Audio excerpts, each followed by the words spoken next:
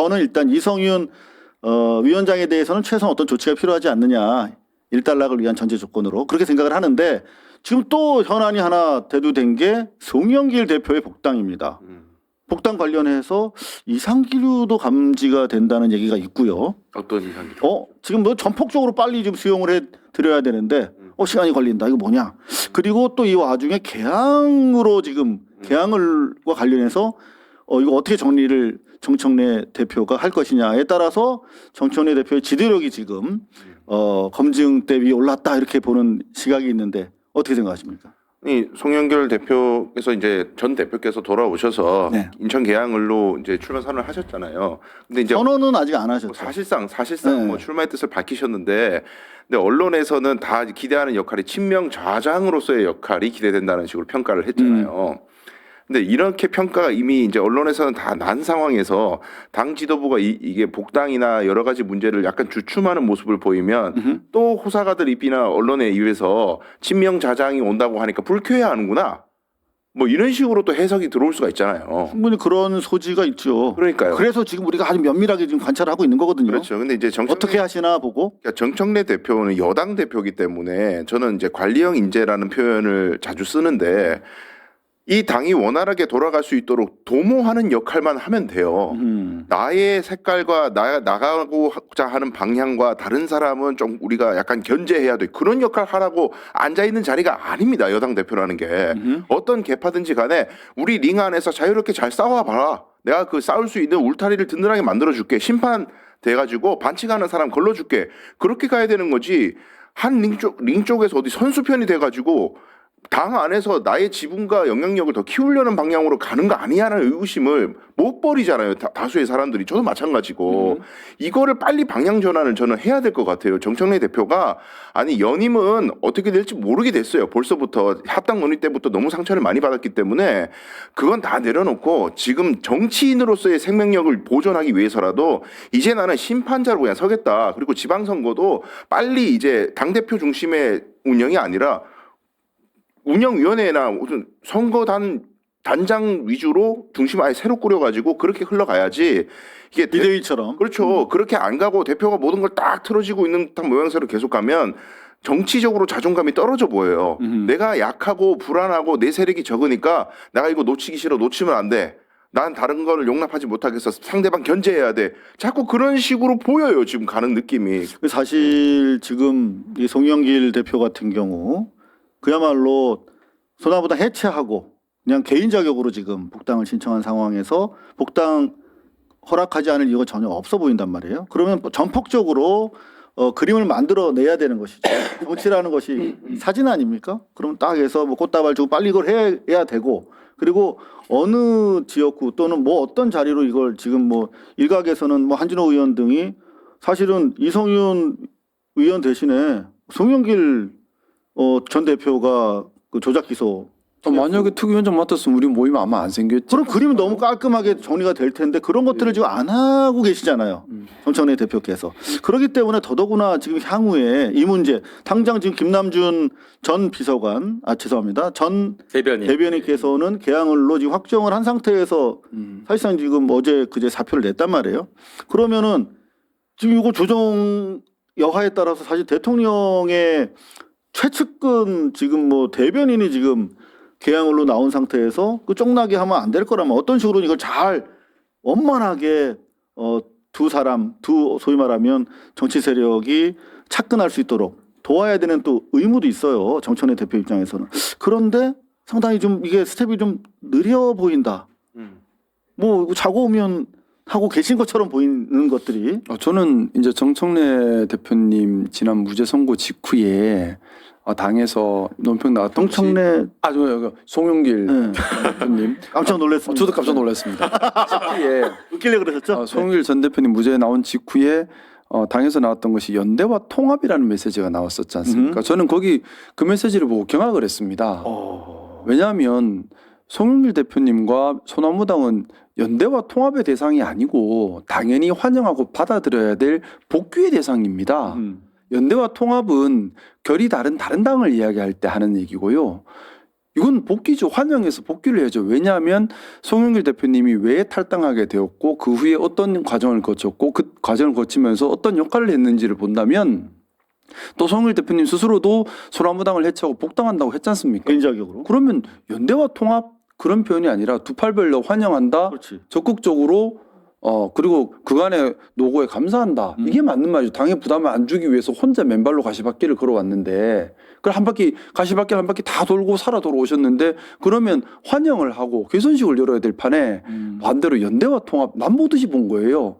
그래서 제가 그때부터 이거 자칫하면 큰일 나겠다라는 생각을 좀 했었고 그리고 사실 송영길 대표님과 좀 개인적으로 자리하면서 몇 번 좀 아쉬운 말씀을 하시는 걸 들었습니다. 뭐냐 하면 송영길 대표님을 따르는 분들이 먼저 복당을 좀 시도했는데 뜻대로 잘 안 되나 봐요.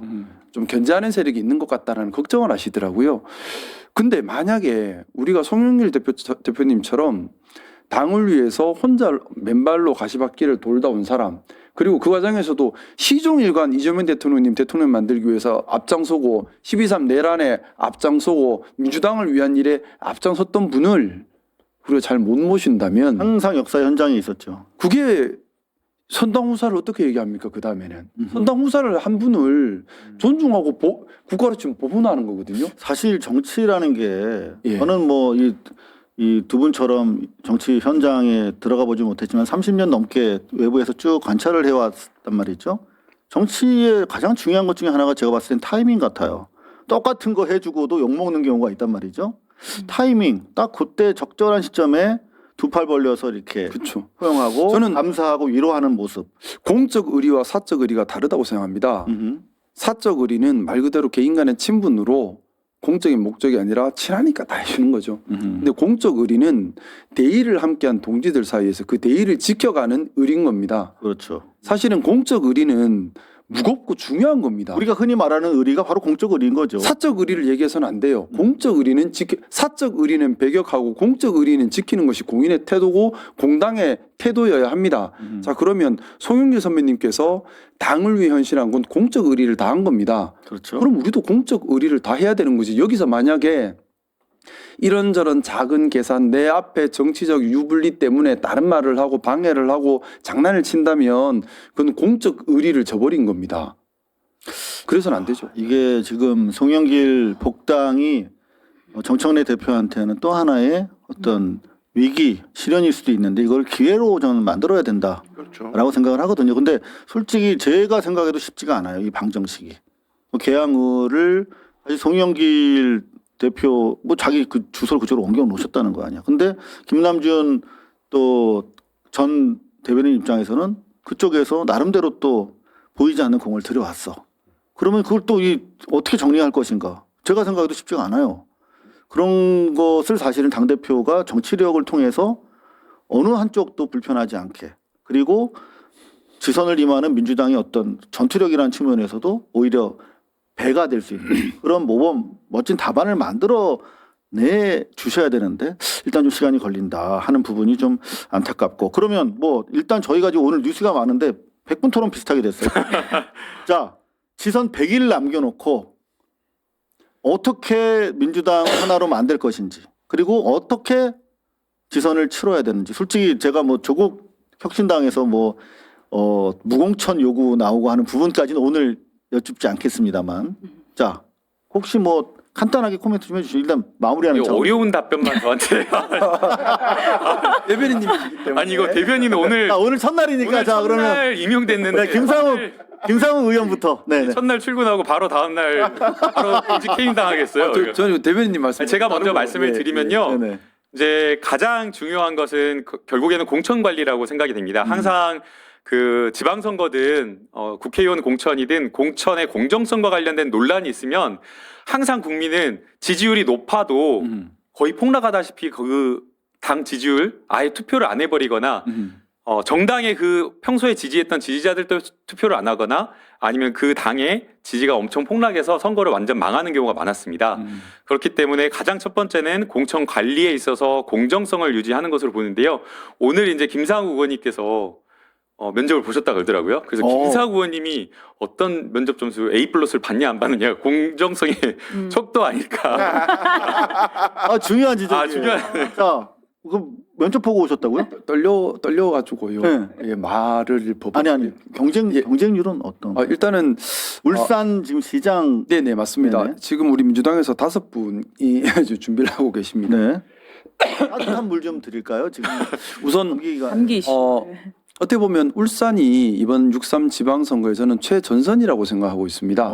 왜냐하면 다른 최전선은 아닌 데는 없어요. 엄밀하게 보면. 근데 근데 다른 지역들은 뭐 제가 볼 때 민주당이 이길 것 같은데 울산은 사실은 두 단계를 넘어야지 50대 50으로 붙어볼 수 있는 상황이 되거든요. 그러면 그게 첫 번째는 뭐냐면 민주당이 분열하면 안 된다. 두 번째는 진보당과의 단일화까지 가야지만 지역에서 50대 50이 됩니다. 안 그러면 진보당의 그대로 50, 당세가 있는 지역이란 말이에요. 15% 정도 꽤 크죠. 네. 해가지고 있습니다. 또 하나는 이제 사실은 전국에 보면 양자 대결을 붙였을 때 제일 박빙으로 나오는 지역이 울산과 경남 두 지역입니다. 근데 여기는 서로 영향을 주고받아요. 뭐냐면 울산에서 바람이 불면 양산 밀양까지 표가 나오면서 경남 선거에 도움을 주고요. 아하. 또 경남에서 바람이 불면 이제 울주 쪽으로는 또 도움을 받거든요. 맞습니다. 그러다 보니까 지금 전국 양자 대결 해버리면 국민의힘과 제일 박빙 지역이 울산, 경남인데 여기 두 군데는 또 같이 가. 그 한 군데라도 바람이 확 일어나야지 한 군데 나머지도 살리는 그런 지역구입니다. 그래서 예민할 수밖에 없는데 사실 이렇게 지방선거 출마를 앞둔 사람이 당대표님 사랑합니다 해야 되는데 자꾸 이렇게 해서 저도 지금 저희 정치적인 이게 전혀 맞지 않는 짓을 하고 있는 그리고 제 주변에서 많이들 말리더라고요. 제가 공치모 운영위원 한다니까 아니 지방선거 나가는 사람이 그러면 표 떨어지면 어쩌려고 그러냐 하던 이것도 멈춰야 될 텐데 하기를 제가 정치적으로 손해 되더라도 이게 분명히 옳은 일이기 때문에 안 할 수가 없습니다 하고 그리고 또 당이 더 건강하려면 누군가는 해야 될 역할입니다 하고 감당을 하고 있는데 면접 분위기는 어땠어요? 그래서 공천을 안 줄까 싶도 걱정도 되고 네 면접 분위기는 좋았습니다. 좋았고요. 근데 제가 이제 지방선거 얼마 남지 않았는데 우리 민주당의 사실은 조금 지역별로 분명히 또 다른 차이점들이 있습니다. 주요 테마들이 다 다르고요. 근데 우리 불경 중심으로 말씀드린다면 우리 김남국 우리 대변인께서 말씀하신 것처럼 제일 중요한 것은 공천 관리인데 공천 관리에서 뭐가 중요하냐 하면 당 안에서 마치 예전에 이낙연 당시 당대표가 우리 이재명 대표님 침몰시키려고 말도 안 되는 허위 주장을 하고 고소고발 남발하면서 엉망으로 만들었잖아요. 이런 짓이 안 일어나게 해야 되는 것이 중요하다고 생각합니다. 중요한 말씀이네요. 근데 이거 지금 저 볼 때는 곳곳에서 지금 도사리고 있거든요. 근데 이게 이런 행위를 하는 사람들은 해당 행위로 강하게 징계를 해야 합니다. 이제 이게 보통 시도 이제 시도 의원들과 그리고 이제 군수, 시장, 군소, 시장, 군수, 특별시를 제외한 시장들은 다 지역의 도당에서 하도록 되어 있습니다. 그런데 이제 과거에 지금 그렇다는 건 아닙니다. 과거의 사례를 보면 일부 또 과거에 다 그랬다는 건 아니고요. 일부 사례를 보면 국회의원들이 자기가 원하는 사람, 시장 후보나 이런 사람들을 꽂으려고 무리하게 해서 논란을 일으켰던 곳이 많거든요. 그런 곳이 대표적인 곳이 바로 저희 안산입니다. 그렇게 해서 유능한 사람이라든가 아니면 지지율이 높게 나온 사람들을 날려가지고 저희가 결국에는 시장을 빼앗기거나 잃은 그런 곳들이 꽤 있습니다. 그래서 아까 김상욱 의원님 말씀하신 것처럼 공정하게 경선 관리를 하고 정말 김상욱 의원님처럼 그 지역에서 지지율도 높게 나오고 정말 중도 보수 성향의 많은 유권자들에게 영향력이 크다. 울산을 넘어서 양산이나 이런 쪽에도 영향을 줄 수 있는 그런 후보들이 있다라고 한다면 그런 후보들이 공천이 될 수 있도록 공천 관리를 공정하게 하는 게 지금 제일 중요할 것 같고요. 네. 그다음 이제 두 번째는 딱 100일 남았습니다. 그러니까. 네, 딱 100일 남았기 때문에 다른 거 이제 사실 뭐 생각할 수 없거든요. 그래서 지금 대통령님 오늘 또 너무 잘하고 계시고 계속 지지율이 리얼미터 오늘 또 보니까 대통령 지지율 1.7% 오르고 당 지지율 3.8% 올랐거든요. 대통령께서 계속 차곡차곡 성과를 내고 계시기 때문에 그 성과 기반에서 그렇게 선거를 치르면 이길 수 있지 않을까 생각이 됩니다. 저는 이제 두 가지 첫 번째는 요 이제 원색적으로 좀 표현할게요. 대구에 있는 좀 진보 성향 있는 사람이 이렇게 간단하게 평가했습니다. 민주당이 살짝 긴장됩니다. 원색적이라고 해요. 말씀하시죠. 재연이에요, 재연. 그분 하시는 말씀이 원래 옛날부터 민주당은 될 것 같은 선거가 더 지랄이야. 이렇게 말씀. 이게 무슨 말이냐면 그렇죠. 이길 것 같은 선거일수록 내부 투쟁이 심하다는 거예요. 공천을 받기 위한 싸움이 치열하다.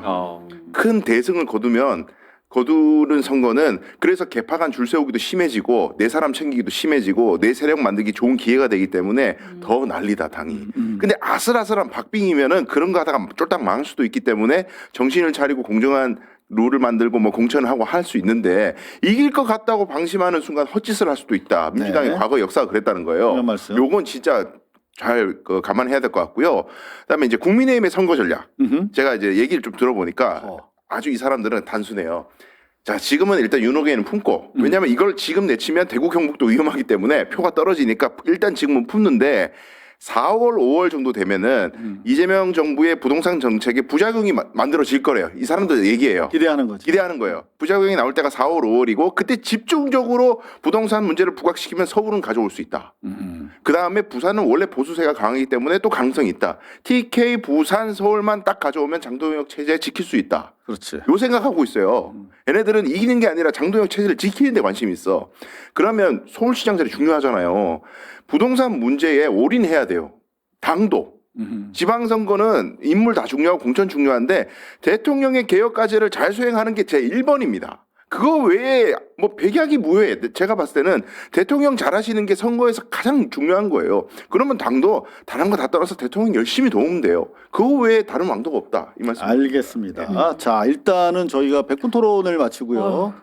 이제 90분 토론으로 해야 됩니다. 저한테 100분처럼 느껴졌습니다. 아, 승희 정말. 씨가 말을 한마디도 못했어요. 저도 나와 있었어요. 네. 너무 고품격 토론을 지금 듣고 있어서. 일단은 뭐 마무리성 발언, 이 토론에 대한 마무리성 발언을 스트레이트로 전해드리면 워낙 뭐 우리 초장의 김남국 대변인께서 공치모에 대해서 확실한 입장을 말씀해 주셔가지고 지지의 입장을 감사합니다. 대변인님 사랑합니다. 공치모 많이 사랑해 주세요. 바르게 하겠습니다. 제가 확실하게 말을 하잖아요. 단 한 번도 그 특수부의 조작 수사를 대한민국 역사상 수사해보고 기소해보고 처벌해본 적이 없습니다. 그니까요. 예, 그걸 하지 않으면 이 역사는 뭐 검찰 개혁을 전 한다고 수사 기소 분리한다고 하더라도 또 반복된다고 보고요. 그 피해자는 저희 민주당 의원들일 거라고 생각하거든요. 그래서 이번에 반드시 뿌리 뽑아야 되고 절대 봐줘서는 안 된다고 생각합니다. 와 감사합니다. 실제로 속이 다 제가 시원하다. 청와대 관계자를 맞아요. 광범위하게 취재를 했어요. 네. 그 중에는 김남국 대변인은 포함되어 있지 않죠, 당연히. 근데 실제로 드러내놓고 말은 못하지만 우리 공치모 미친 개 이상한 비난을 받고 계십니다만 청와대에서는 드러내놓고 말 못하지만 불감청이나 고소원이다. 상당히 환영하는 분위기인 것은 명확한 사실입니다. 그러니까 이걸로 갈라치기 하지는 맙시다, 여러분. 이거 갈라치기 대상이 아니에요. 자, 그래서 이제 네. 중요한 게 이제 명분이라고 생각하거든요. 네네네. 그래서 공소 취소와 관련된 이 명분 쌓기가 되게 저는 중요하다고 생각합니다. 그래서 이 공소 취소를 당연히 국민들이 해야 된다라고 받아들이는 게 되게 중요한데 지금 공소 취소 모임이 이렇게 사실 나왔잖아요. 근데 어떤 뭐 보수 패널들은 왜 공소 취소 모임을 그렇게 했냐라고 하는데 오히려 저는 모임 이름을 장명을 공소 취소라고 해서 국민들이 그 모임을 통해 가지고 이름이 계속 공소 취소라는 게 나와서 왜 공소 취소해야 되는지에 관심을 가지고 더 여론이 더 높아졌다라고 생각이 되고요.